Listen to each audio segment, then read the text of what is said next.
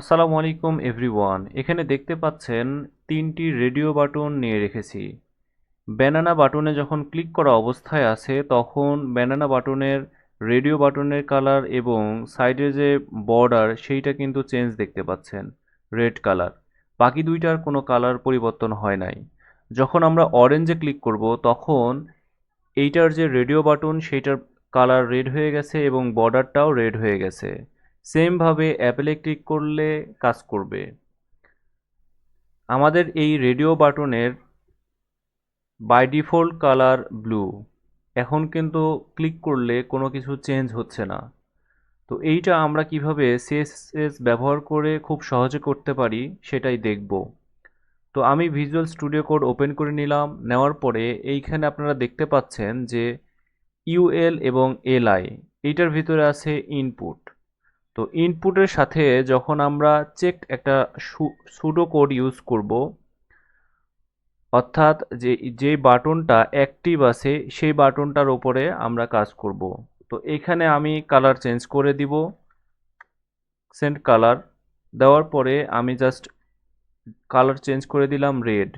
আমরা দেখতে পাচ্ছি যখন আমাদের এটা ক্লিক অবস্থায় আছে তখন এটার কালার রেড হয়ে গেছে।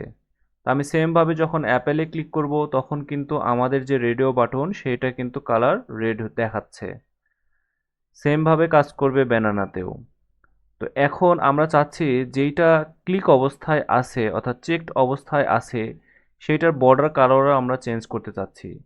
তো সেইটা করার জন্যে আমাদেরকে যেটা করতে হবে সেটা হচ্ছে যে আমরা ইউএল নিলাম, এলআই নিলাম। নেওয়ার পরে একটা সুডো কোড ইউজ করতে হবে, সেটা হচ্ছে আমাদের হ্যাশ। ইউজ করার পরে আমরা যে কাজটা করব এইটার ভেতরে আমাদের যতগুলো ইনপুট আছে অর্থাৎ ইউএল এর ভেতরে এলআই এর ভেতরে যতগুলো ইনপুট আছে সেই ইনপুটগুলা আমরা সবগুলা নিয়ে নিলাম। নেওয়ার পরে যদি আমরা এইটার বর্ডার কালার চেঞ্জ করে দিই 2 পিক্সেল সলিড রেড, তাহলে আমরা দেখতে পাবো যে প্রত্যেকটা ইনপুটের বর্ডার কালার রেড হয়ে গেছে। অর্থাৎ যেটা চেকড অবস্থায় আছে সেটার কালারও চেঞ্জ হয়েছে, যেটা চেকড অবস্থায় নাই সেটার কালারও চেঞ্জ হয়েছে। কিন্তু আমরা চাচ্ছি যে যেইটাতে আমরা ক্লিক করব সেইটার শুধু কালার চেঞ্জ হবে, বাকিগুলার বাই ডিফল্ট কালার থাকবে। তো সেইটা করার জন্যে আমরা এইখানে আসলাম। আসার পরে এই যে ইনপুট আছে ইনপুটে সেমভাবে আমরা একটা সুডো কোড ইউজ করব, সেটা হচ্ছে যে চেকড।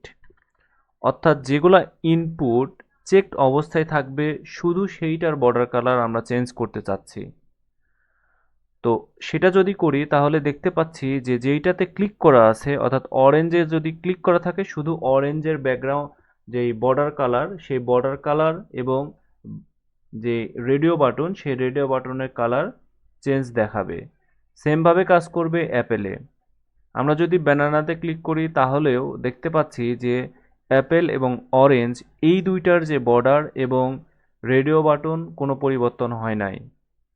বাট আমাদের ব্যানানার যে কালারটা সেইটার বর্ডার কালার এবং রেডিও বাটন একই সাথে পরিবর্তন হয়েছে। তো এইভাবে আমরা সিএসএস ব্যবহার করে খুব সহজে এই কাজটি করে ফেলতে পারি কোনো জাভাস্ক্রিপ্টের সাহায্য ছাড়া। তো আশা করি ভিডিওটি ভালো লেগেছে। যদি ভালো লাগে তাহলে আমার চ্যানেলটি সাবস্ক্রাইব করবেন এবং পাশে থাকা বেল আইকনটি ক্লিক করে দিবেন পরবর্তীতে এরকম আরও নতুন নতুন ভিডিও পাওয়ার জন্য। আজ এ পর্যন্তই। আসসালামু আলাইকুম। ভালো থাকবেন, সুস্থ থাকবেন।